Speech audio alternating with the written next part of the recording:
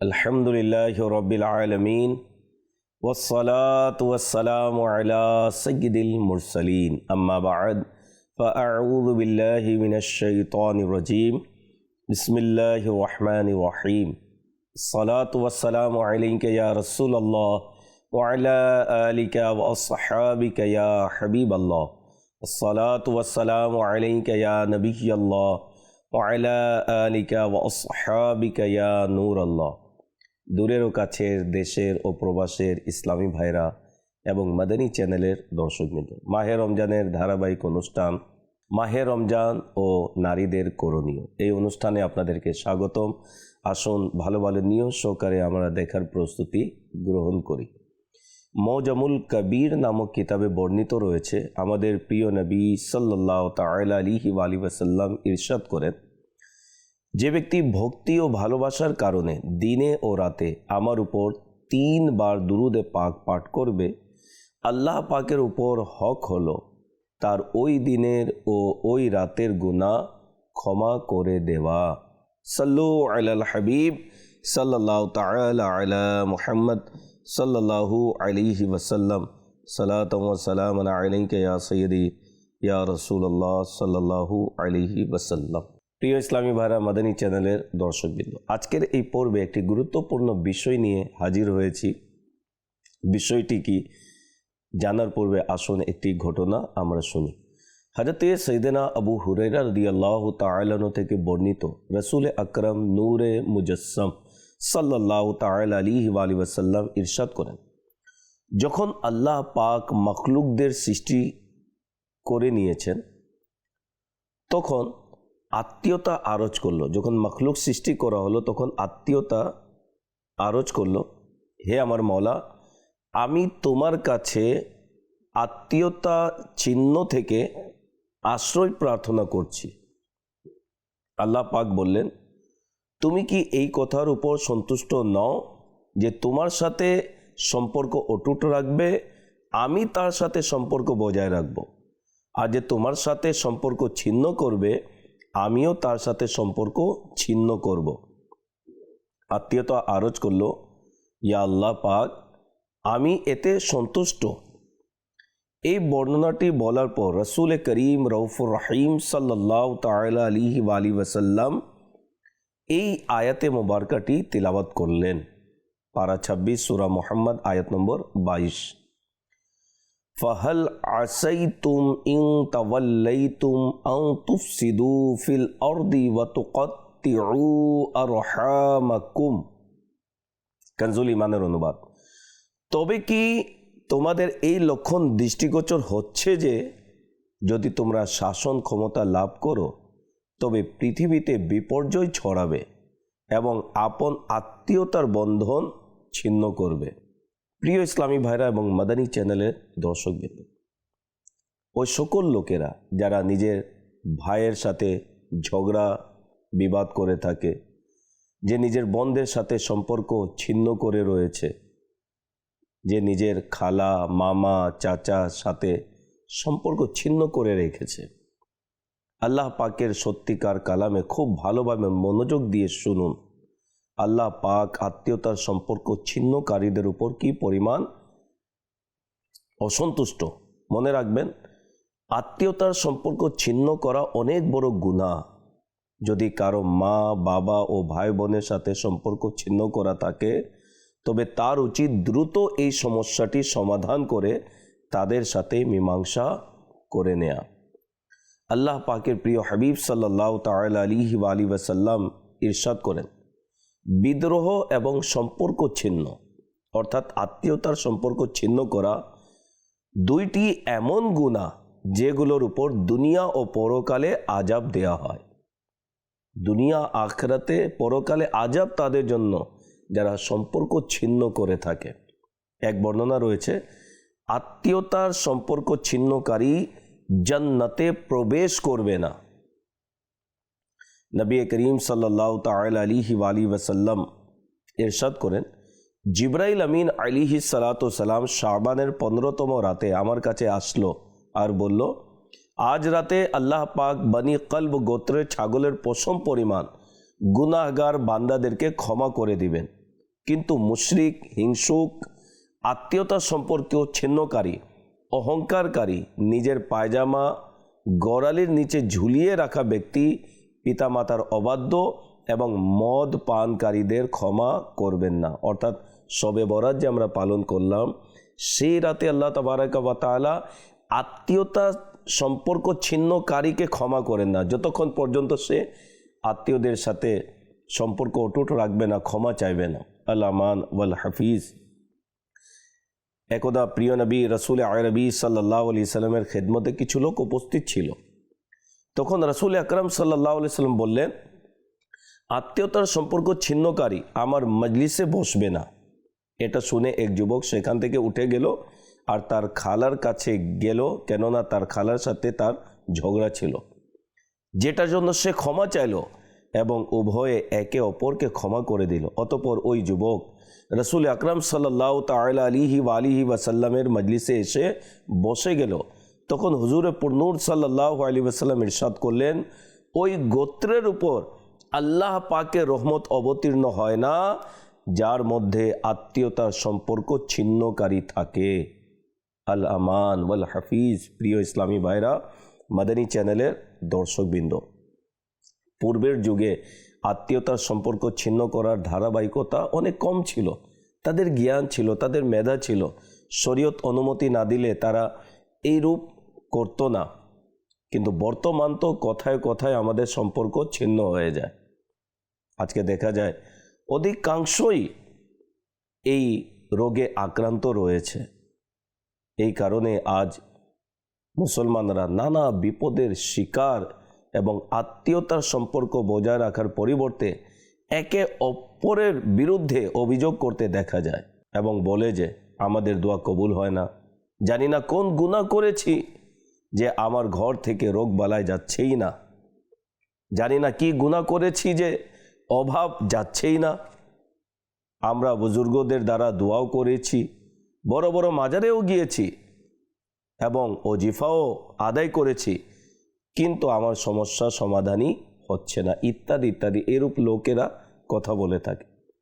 দেখুন, আল্লাহ পাকের প্রিয় হাবিব সাল্লাল্লাহু আলাইহি সাল্লামের সুমহান বাণী, যে জাতির মধ্যে আত্মীয়তার সম্পর্ক ছিন্নকারী ব্যক্তি বিদ্যমান থাকে তাদের উপর আল্লাহ পাকের রহমত নাজিল হয় না।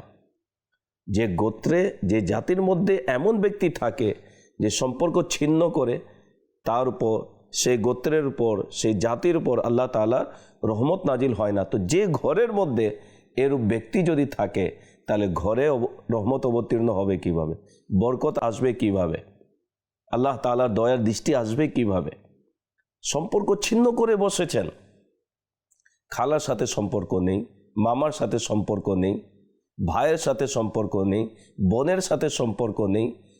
মাআযাল্লাহ, অনেকে মা বাবার সাথেও সম্পর্ক রাখে না, এমনও সমাজে লোক পাওয়া যায়।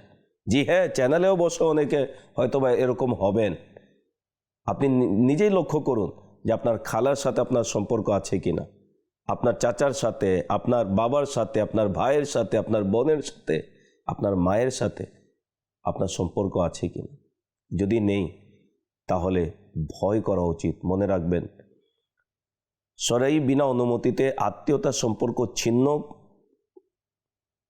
এটি হারাম রয়েছে। আত্মীয়তার সম্পর্ক ছিন্ন করা যাবে না যতক্ষণ পর্যন্ত শরীয়ত অনুমতি না দেয়। আর যখন সম্পর্ক ছিন্ন করে রেখেছেন, তাহলে বলুন আল্লাহ তাবারাকা ওয়া তাআলার দয়া পাবো কিভাবে, রহমত পাবো কিভাবে, বরকত পাবো কিভাবে? একবার হযরত আবু হুরায়রা রাদিয়াল্লাহু তাআলা আনহু নবী করিম সাল্লাল্লাহু আলাইহি সাল্লামের হাদিসে মুবারকা শোনাচ্ছিলেন আর বললেন, প্রত্যেক আত্মীয়তার সম্পর্ক ছিন্নকারী আমার মাহফিল থেকে উঠে যাও। এক যুবক উঠে তার ফুপুর কাছে গেল, যার সাথে তার 2 বছরের পুরনো ঝগড়া ছিল। যখন উভয়ে একে অপরের উপর সন্তুষ্ট হয়ে গেল, তখন সেই যুবককে তার ফুপু বলল, তুমি গিয়ে এটার কারণ জিজ্ঞাসা করো, অবশেষে এটা কি কারণে করেছেন। হযরত আবু হুরায়রা রাদিয়াল্লাহু তাআলা আনহু এর এই ঘোষণার হিকমত কি? হযরত সাইয়েদনা আবু হুরায়রা রাদিয়াল্লাহু তাআলা আনহু বললেন, আমি রাসূলুল্লাহ সাল্লাল্লাহু আলাইহি সাল্লামের কাছ থেকে শুনেছি, তিনি বলেছেন, যে জাতির মধ্যে আত্মীয়তার সম্পর্ক ছিন্নকারী থাকে তাদের উপর আল্লাহ পাকের রহমত অবতীর্ণ হয় না। হযরতে সৈয়দনা আ'মাশ রাদিয়াল্লাহু তাআলা আনহু হতে বর্ণিত যে একদিন সকালে হযরতে ইবনে মাসউদ রাদিয়াল্লাহু তাআলা আনহু মাহফিলে উপস্থিত ছিলেন। তখন তিনি লোকদেরকে লক্ষ্য করে বললেন, এমন ব্যক্তি যে কারোর সাথে সম্পর্ক ছিন্ন করে বসেছে, আমি তাকে আল্লাহ পাকে শপথ দিচ্ছি যে সে যেন আমার এই মজলিস থেকে চলে যায়, যাতে আমরা আল্লাহ পাকের নিকট মাগফিরাতের দোয়া করতে পারি। কেননা যতক্ষণ পর্যন্ত সে বসা থাকবে ততক্ষণ পর্যন্ত আমাদের উপর আল্লাহ পাকের রহমতের দরজা বন্ধ থাকবে। সাহাবী রাসূল হযরতে ইবনে মাসউদ রাদিয়াল্লাহু তাআলা আনহু মজলিসের মধ্যে ঘোষণা করলেন, এরকম ব্যক্তি যদি থাকে সম্পর্ক ছিন্নকারী, তাহলে তার কারণে আমাদের দোয়া কবুল হবে না, আমাদের উপর আল্লাহ তাআলার রহমতের দরজা বন্ধ থাকবে। তো সম্পর্ক ছিন্ন, আত্মীয়তার সম্পর্ক ছিন্নকারীর কুফল কেমন, যে সে যদি কোনো মজলিসে বসে থাকে, দোয়ার আসরে যদি বসে থাকে, দোয়াতে যদি শরিক হয়, তার কারণে নেককার ব্যক্তির দোয়া কবুল হচ্ছে না, নেককার ব্যক্তিদের জন্য রহমতের দরজা বন্ধ রয়েছে। তো সেই ব্যক্তির উপর কেমন আল্লাহ তাবারক ওয়া তাআলার কহর এবং গজব অবতীর্ণ হবে। আল্লাহ তাআলা অসন্তুষ্ট হয়ে থাকেন যে স্বয়ং সম্পর্ক ছিন্ন করে থাকে। প্রিয় ইসলামী ভাইরা, মাদানী চ্যানেলের দর্শকবৃন্দ, আমাদের উচিত আমরা যেন নিজের আত্মীয়দের সাথে সম্পর্ক বজায় রাখি। সামান্য কথার মধ্যে দেখা যায় সম্পর্ক ছিন্ন হয়ে যায়, সম্পর্ক আমরা ভেঙে দিই। উদাহরণস্বরূপ, কোনো আত্মীয়ের ঘরে কোনো অনুষ্ঠান হলো, আপনাকে দাওয়াত দিতে দেরি করলো, আপনি কারো মাধ্যমে শুনতে পেলেন প্রথমে, এরপরে আত্মীয়র পক্ষ থেকে আপনার কাছে দাওয়াত আসলো, আপনি অভিমান করে বসলেন, হ্যাঁ আমি অন্য লোকদের থেকে আগে শুনলাম, এত দেরিতে আমার কাছে আপনি দাওয়াত দিলেন, এই সম্পর্ক ছিন্ন। আত্মীয়দের পক্ষ থেকে কোনো কিছু গিফট আসেনি, আপনি শুনতে পেলেন যে অমুককে দিয়েছে, আপনি সম্পর্ক ছিন্ন করে বসলেন যে আমাকে দেয়নি। ঘরে কোনো অনুষ্ঠান হয়েছে, আপনাকে ডাকতে ভুলে গেল, আপনি অভিমান করে বসলেন। সামান্য কোনো কথা হলো, কাটাকাটি হলো, সম্পর্ক ছিন্ন করে বসলেন। লেনদেন একটু করলেন, সে লেনদেনে একটু এদিক সেদিক হলো, সম্পর্ক ছিন্ন করে বসলেন। অথচ আমার করণীয় কর্তব্য ছিল একটু ধৈর্য ধারণ করা, আত্মীয়দেরকে রেসপেক্ট দেয়া, তাদেরকে প্রাধান্য দেয়া, যে না তারা তো আমার আত্মীয়, ভুল হতেই পারে, ক্ষমা চোখে দেখা। কিন্তু আমরা যদি বাইরের লোক আমাদের সাথে করে, তখন আমরা বলি না না কোনো ব্যাপার না, ঠিক আছে ইনশাল্লাহ, জান আমি ক্ষমা করে দিলাম। কিন্তু ওই কাজটা যদি আত্মীয়দের সাথে যদি হয়, তাহলে আমরা এটাকে ধরে বসে থাকি। এমনও লোক পাওয়া যায় সমাজের মধ্যে, যারা এমনভাবে আত্মীয়দের সাথে সম্পর্ক ছিন্ন করে রেখেছে, বছরের পর বছর আত্মীয়দের সাথে কোনো সম্পর্ক নেই, কোনো যোগাযোগ নেই। তার ঘরে কোনো আনন্দের অনুষ্ঠান হয়, সেটাতেও যায় না, ডাকলেও। কেউ ইন্তেকাল করলে মুখ থেকে এই কথাও বের করে দেয় যে তোমার ঘরে কেউ মৃত্যুবরণ করলেও আমি আসবো না, এমন অভিমান করে বসে থাকে।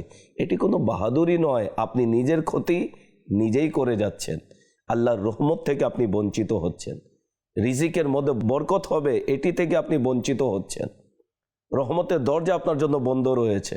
আল্লাহ না করুক এই অবস্থায় যদি মারা যান, তাহলে হাদিস শরীফে রয়েছে আত্মীয়তা সম্পর্ক ছিন্নকারী জান্নাতে প্রবেশ করবে না। কেমন ফরমানে আলিশান রয়েছে নবী পাক সাল্লাল্লাহু আলাইহি ওয়াসাল্লামে। সামান্য একটি অভিমান করে আপনি সম্পর্ক ছিন্ন করে দিলেন। খালার সাথে সম্পর্ক নেই, তো চাচার সাথে সম্পর্ক নেই, ফুপিওর সাথে সম্পর্ক নেই, তো মামার সাথে সম্পর্ক নেই, ভাইয়ের সাথে সম্পর্ক নেই। ভাই ঋণ চেয়ে বসলো, আপনি সম্পর্ক ছিন্ন, ঋণ তো দিলেনই না, সম্পর্ক ছিন্ন করে বসলেন।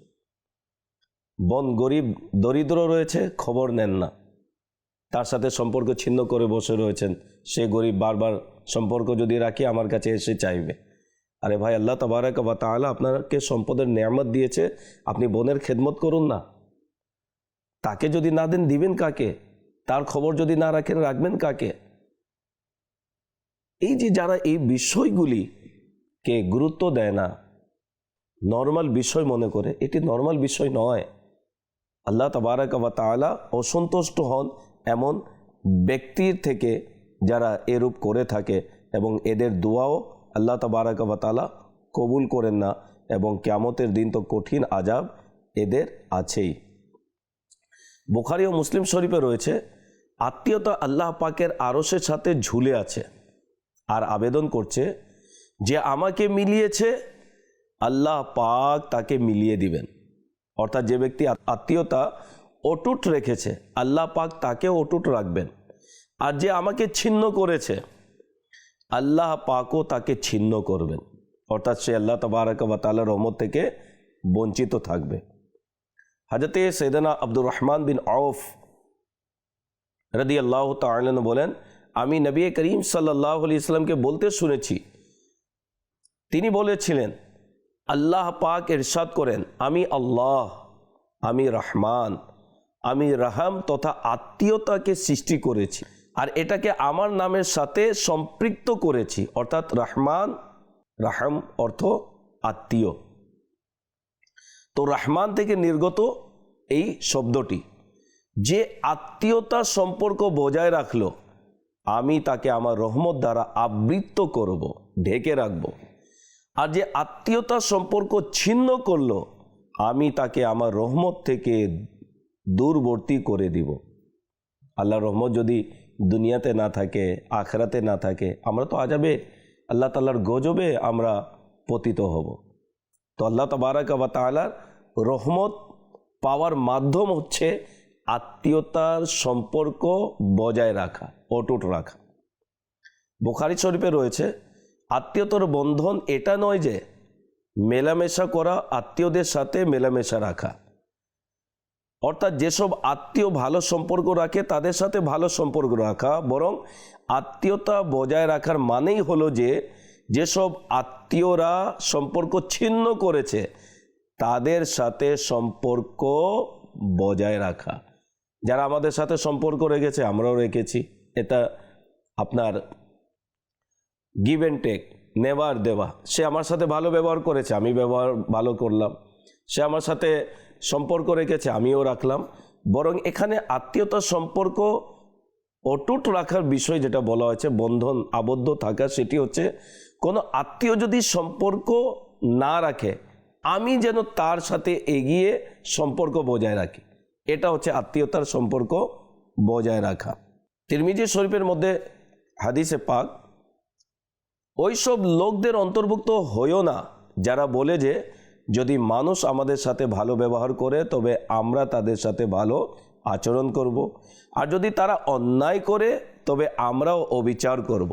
এবং তোমরা এই কাজের অভ্যস্ত হও যে যদি মানুষ তোমাদের সাথে ভালো ব্যবহার করে তোমরাও ভালো আচরণ করো, আর যদি তারা কোনো অন্যায় করে তবে তোমরা তাদের সাথে অন্যায় করো না। তো যে আমাদের সাথে ভালো ব্যবহার করে তাদের সাথে তো আমাদেরকে ভালো ব্যবহার করতেই হবে, কিন্তু যারা ভালো ব্যবহার করে না তাদের সাথেও আমাদেরকে ভালো ব্যবহার করতে হবে। যারা আমাদের সাথে সম্পর্ক রাখে না তাদের সাথে আমাদেরকে সম্পর্ক রাখতে হবে, কেননা আল্লাহ তাবারাক ওয়া তাআলার বিশেষ রহমত অবতীর্ণ হয় ওই ব্যক্তির উপর যারা সম্পর্ক বজায় রাখে। এক ব্যক্তি আল্লাহ পাকের প্রিয় নবী রসুল আরবি সাল্লাল্লাহু তাআলা আলাইহি ওয়া আলিহি ওয়াসাল্লামের দরবারে আরজ করলো, ইয়া রাসূলুল্লাহ সাল্লাল্লাহু আলাইহি ওয়াসাল্লাম, আমি আত্মীয়দের সাথে সম্পর্ক বজায় রাখি কিন্তু তারা আমার সাথে সম্পর্ক ছিন্ন করে। আমি তাদের ভালো করি কিন্তু তারা আমার ক্ষতি করে। আমি তাদের সাথে নম্রতা ও আন্তরিকতা প্রদর্শন করি কিন্তু তারা আমাদেরকে কোনো কিছুতে রাখে না। প্রিয় নবী সাল্লাল্লাহু আলাইহি ওয়াসাল্লাম বললেন, যদি তোমার কথা সত্যি হয় তাহলে তুমি একটি দূর দূরান্ত রাস্তা নির্ধারণ করে নিয়েছো, আর যতক্ষণ পর্যন্ত তুমি নিজের এই অভ্যাসে অটল থাকবে তবে আল্লাহ পাক তোমার সহায় ও সহযোগী হবেন। কত সুন্দর নবী পাক সাল্লাল্লাহু তাআলা আলাইহি ওয়া আলিহি ওয়াসাল্লাম সেই ব্যক্তিকে উৎসাহিত করলেন এবং তাকে সুসংবাদ দিলেন যে তোমার কথা যদি সত্যি হয় তাহলে তুমি এমন রাস্তা অবলম্বন করেছো যে রাস্তা তুমি যদি অটল থাকো এই বিষয়তে তাহলে আল্লাহ তাবারাক ওয়া তাআলার পক্ষ থেকে তোমাকে সাহায্য করা হবে, আল্লাহ তোমার সহযোগী হবে। যার আল্লাহ সহযোগী হয়ে যায় তার আর কি প্রয়োজন? প্রিয় ইসলামী ভাইরা, এই হাদিসে পাকের মধ্যে যে বিষয়টি যে আমি তাদের সাথে ভালো ব্যবহার করি, আত্মীয়দের সাথে সম্পর্ক আমি বজায় রাখার চেষ্টা করি, কিন্তু আমার আত্মীয়রা আমার সাথে সম্পর্ক ভালো রাখে না। আমি তাদের কোনো ক্ষতি করি না, উপকার করে থাকি, কিন্তু তারা ক্ষতি করে। আমাদের অনেক ইসলামী ভাই, অনেক ইসলামী বোন এর মুখ থেকে এই বিষয়টি অনেক সময় বের হয়, আমরা কেন তাদের সাথে সম্পর্ক রাখবো? তারা কি আমাদের খবর নেয় আমরা যে খবর নিব? তারা কি কিছু আমাদেরকে দেয় যে আমরা দিব? তারা কি আমাদের খেয়াল রাখে যে আমরা খেয়াল রাখবো? এরকম কথা আমাদের সমাজের মধ্যে শোনা যায়। এরূপ বলা উচিত নয়। হাদিস শরীফে আমাদেরকে উৎসাহিত করা হয়েছে, সেটি হচ্ছে কেউ যদি আমাদের আত্মীয় স্বজন আমাদের সাথে সম্পর্ক নাও রাখে, তারপরেও আমি এগিয়ে গিয়ে তাদের সাথে যেন সম্পর্ক বজায় রাখি। কেউ যদি আমাদেরকে কিছু নাও দেয়, আমরা যেন খবরাখবর রাখি, আমরা যেন তাদের কাছে যা কিছু হয় আমাদের পক্ষ থেকে তাদেরকে যেন পাঠানো চেষ্টা করি। বরং শুনে অবাক হবেন, হাদিস শরীফের মধ্যে রয়েছে সবচেয়ে উত্তম সদকা হলো ঘৃণা পোষণকারী আত্মীয়দেরকে কিছু দেয়া। রমজানে আপনি জাকাত বের করবেন, দান সদকা করে থাকেন, তো আত্মীয়দের মধ্যে দেখুন যে আমাদের আত্মীয় স্বজনদের মধ্যে যারা অসহায়, যারা জাকাত নিতে পারে কিন্তু আমার প্রতি সে নারাজ, তার কাছে প্রথমে আপনি গিফট পাঠিয়ে দেন। ঈদের সময় আমরা গিফট পাঠিয়ে থাকি, তো ওই সকল আত্মীয়দের লিস্ট করুন যারা আমার প্রতি নারাজ। লিস্ট করে প্রথমে তাদের কাছে আপনি গিফট পাঠান। এটি উত্তম সদকা বলা হয়েছে। উত্তম সদকা বলা হয়েছে যারা আমাদের থেকে অসন্তুষ্ট আত্মীয় রয়েছে তাদের কাছে পাঠানো। কিন্তু আমরা তো একটা তো পাঠাই না, দ্বিতীয় নম্বর হচ্ছে কেউ যদি আমাদের আত্মীয় স্বজনের মধ্যে তার কাছে পাঠাতে চায় তাকেও নিষেধ করে দিই, না ওনাকে দিবেন না, দেওয়ার দরকার নেই। তার সাথে যদি আপনি সম্পর্ক রাখেন, আমার সাথেও আপনার সম্পর্ক নেই, নিজেও দিচ্ছি না, আমার অপর আত্মীয় যদি তার কাছে দিতে চায় তাকেও নিষেধ করলাম, তার সাথেও একটা আমি সমস্যা দাঁড় করিয়ে দিলাম। যদি আপনি দেন আমার সাথে আপনার সম্পর্ক থাকবে না। সম্পর্ক আমরা বজায় রাখার জন্য পৃথিবীতে এসেছি, সম্পর্ক ছিন্ন করার জন্য আমরা এই পৃথিবীতে আসিনি। নবী করিম সাল্লাল্লাহু তাআলা আলাইহি ওয়াসাল্লাম ইরশাদ করেন, যার মধ্যে তিনটি বৈশিষ্ট্য থাকবে কিয়ামতের দিন তার হিসাব নিকাশ খুবই সহজভাবে হবে এবং ঠিকানা হবে জান্নাত। সাহাবা ইকরাম আলিম রিদওয়ান আরজ করলেন, ইয়া রাসূলুল্লাহ সাল্লাল্লাহু তাআলা আলাইহি ওয়াসাল্লাম, সেই তিনটি বৈশিষ্ট্যগুলো কি কি? বললেন, যে তোমাকে বঞ্চিত করে তুমি তাকে দিতে থাকবে, যে তোমার সাথে সম্পর্ক ছিন্ন করে তুমি তার সাথে সম্পর্ক বজায় রাখবে, আর যে তোমার উপর অবিচার করে তুমি তাকে ক্ষমা করে দিবে। সুবহানাল্লাহ, সুবহানাল্লাহ। প্রিয় ইসলামী ভাইরা, মনে রাখবেন আত্মীয়তার সম্পর্ক ছিন্ন করা হারাম। যদি কোনো আত্মীয় আমাদের সাথে সম্পর্ক ছিন্ন করে, তবুও আমাদের জন্য এই হুকুম রয়েছে যে আমরা যেন তাদের সাথে সম্পর্ক অটুট রাখি। যদি আমাদের প্রচেষ্টার পরেও আমাদের জীবনে কোনো ছিন্ন হওয়া আত্মীয়কে ধরে রাখতে ব্যর্থ হয়ে যায়, তবে আমাদের পরিশ্রম নষ্ট হবে না, বরং এমনটি করার দ্বারা আল্লাহ পাক ও তার প্রিয় হাবিব সাল্লাল্লাহু তাআলা আলাইহি ওয়াসাল্লাম আমাদের উপর সন্তুষ্ট হয়ে যাবেন। এবং এটাই হলো আমাদের জীবনের উদ্দেশ্য। আমরা বারবার চেষ্টা করছি যারা আমাদের নারাজ আত্মীয় স্বজন রয়েছে তারা যেন রাজি হয়ে যায়, চেষ্টা চালিয়ে যাচ্ছেন, কিন্তু তাদের পক্ষ থেকে রিপ্লাই এরকম যে তারা আমাদের সাথে সম্পর্ক রাখতে চায় না। কিন্তু আমি চেষ্টা চালিয়ে যাচ্ছি, কতদিন? যতদিন আমি জীবিত আছি। তো কত সুন্দর বলা হয়েছে যে এই পরিশ্রম যে করছি আমরা, চেষ্টা চালাচ্ছি, এটা বিফলে যাবে না। এর বরকতে আল্লাহ তাবারক ওয়া তাআলা তার হাবিব আমাদের প্রতি রাজি হবেন যে না, এই বান্দা চেষ্টা করেছে তার আত্মীয়দের সাথে সম্পর্ক বজায় রাখার। মনে রাখবেন, যদিও বা পুরো পৃথিবী আমাদের উপর অসন্তুষ্ট হোক না কেন, যদি আল্লাহ পাক রাজি হয়ে যান তবে আমাদের কল্যাণই কল্যাণ, আমাদের তরি পার হবে। জি হ্যাঁ, পুরো পৃথিবী যদি নারাজ হয়ে যায়, আল্লাহ যদি রাজি থাকে তাহলে কারো পরোয়া নেই। আল্লাহ রাজি, সব রাজি। আর পুরো পৃথিবী যদি আমাদের প্রতি রাজি থাকে, আল্লাহ যদি নারাজ হয়, তাহলে ওই রাজি থাকা সব কিছু বেকার হবে। তাই আত্মীয়দের সাথে আমাদের সম্পর্ক বজায় রাখার চেষ্টা করা উচিত। আল্লাহ পাকের সন্তুষ্টির জন্যই আমরা আত্মীয়দের সাথে সম্পর্ক বজায় রাখব। প্রিয় ইসলামী ভাইরা, মাদানী চ্যানেলের দর্শকবৃন্দ, আল্লাহ তাবারাক ওয়া তাআলার পক্ষ থেকে আত্মীয় অনেক বড় নেয়ামত। আমাদের আশেপাশে যারা আমাদের আত্মীয় স্বজন রয়েছে তাদের খবর রাখেন। অনেকে এমনও ব্যক্তি রয়েছে যাদের আত্মীয়দের মধ্যে অনেক অসহায়, অনেকে গরিব রয়েছে। মাহে রমজানের দিন অতিবাহিত হচ্ছে, আপনি ঘরে ভালো খাবার খাচ্ছেন, ইফতারির সময় ভালো আয়োজন হচ্ছে, সেহরির সময় ভালো আয়োজন হচ্ছে, রাতের খাবারে ভালো আয়োজন হচ্ছে, ইফতারির সময় আপনি বেছে বেছে বিভিন্ন সুস্বাদু ফল নিয়ে আসছেন, কিন্তু একটু ভেবেছেন আপনার আত্মীয় স্বজনদের মধ্যে যারা গরিব, এরা কি খাচ্ছে, এদের ইফতারির দস্তরখানার মধ্যে কি আছে, একটু খেয়াল করেছেন, একটু খবর নিয়েছেন? এটি আমাদের দায়িত্ব। আপনি আপনার সন্তানদের জন্য নিয়ে এসেছেন, খাওয়াচ্ছেন, ভালো কথা। আপনার আত্মীয় স্বজনের মধ্যে অনেকে গরিব, যাদের আয় কম, তারা চাইলেও ফল খেতে পারে না, তারা চাইলেও কোনো সুস্বাদু খাবার খেতে পারে না। এদের কাছে যদি আল্লাহ এবং তার রাসূলের সন্তুষ্টির জন্য যদি কোনো গিফট পাঠিয়ে দেন, ইফতারির সামান যদি পাঠিয়ে দেন, সেহরির সামান যদি পাঠিয়ে দেন, পুরো রমজান মাসের বাজার যদি করে দেন, ঈদের বাজার যদি করে দেন, তাদের বাচ্চাদের জন্য আপনি কাপড় কিনে যদি দিয়ে দেন, ঈদের কেনাকাটা করে যদি দিয়ে দেন, এদের যদি মন খুশি হয় না, আপনার সারা জীবনের ইবাদত একদিকে, তাদের মনের দোয়া একদিকে।